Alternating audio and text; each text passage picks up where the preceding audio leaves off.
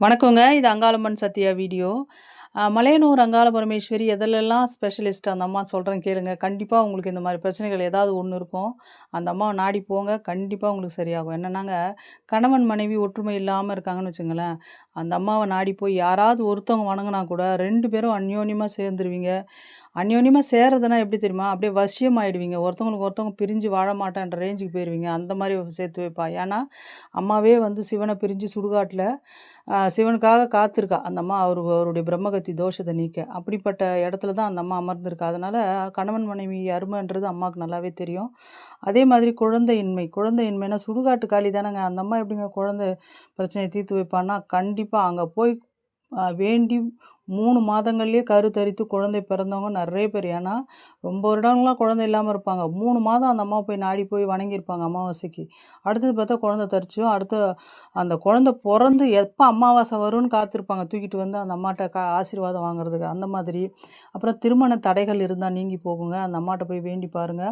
அ ஆத்தா உன் முன்னாடி வந்து மறுதாலி கட்டிக்கிறேன் தாயேன்னு சொல்லிட்டு ஒரு தாலி கயிறு அந்த அம்மாட்ட கட்டிட்டு வந்தீங்கன்னா மரத்தில, ஆ கண்டிப்பா த அதாவது திருமண பாக்கியம் கிடைச்சு, அவங்க வந்து திரும்பவும் இந்த மறுதாலி கூட அம்மா முன்னாடி கட்டிப்பாங்க. அந்த மாதிரிலாம் நடக்கும்.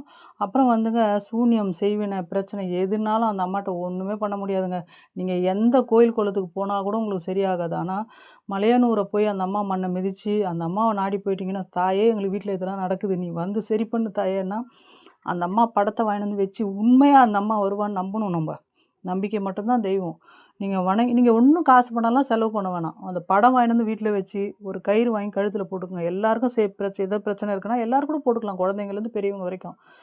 அந்த அம்மாவ வணங்கி பாருங்க வீட்ல வச்சு. அந்த செய்வினை இருக்கிற இடம் தெரியாம ஓடி போயிடுங்க. அதேமாரி யாருக்காவது காத்து கருப்பு புடிச்சிருக்கு, பேய் பிசாசு புடிச்சிருக்கு, வீட்ல சும்மா ஆடுறாங்க அப்டின்னா, மலையனூர் கூட்டு போங்க. அங்கருந்து போயிட்டு ரிட்டர்ன் வரும்போது அந்த செய்வினை உங்கள அந்த கெட்ட சக்தி உங்கள தொடரவே தொடராது. அந்த மாதிரி விஷயம் நடக்கும் மலையனூர பொறுத்தவரைக்குங்க. எல்லையில்லா சக்தி கொண்டவங்க அந்த அம்மா. அந்த அம்மா பெரியாயியா ரூபம் கொண்டு அமர்ந்திருக்கா. சுடுகாட்டு மயான காளியா அமர்ந்திருக்கா. கருவறையில பூங்கா வனத்தவளா அமர்ந்திருக்கா. ஊஞ்சல் அம்மாவா அவ்ளோ அழகா வந்து காட்சி தருவா மக்களுக்கு. நம்பி பாருங்க. அதாவது பயப்படவே கூடாது அந்த அம்மாகிட்ட போயிட்டு நம்ம பயந்தோம்னா, சில பேர் அந்த மண்டை ஓடு அது இதெல்லாம் பார்த்தா பயப்படுவாங்க. அதனால நீங்க அந்த அம்மாவ வணங்குனீங்கன்னா, அந்த எந்த சுடுகாட்டு பயம் கூட உங்களுக்கு வராது.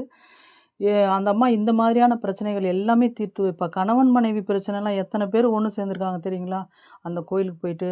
டைவர்ஸே ஆனா கூட சரிங்க, திரும்பி வந்து வாழ்ந்தவங்கலாம் நெறைய பேரு. அதனால எதனா ஒரு பிரச்சனைனா அத அப்படியே மனசுக்குள்ள வச்சிருக்காதீங்க. கோயிலுக்கு போங்க, அந்த அம்மாட்ட சொல்லி அழுங்க. கண்டிப்பா உங்களுக்கு நிவாரணம் கிடைக்கும். நன்றி, வணக்கம்.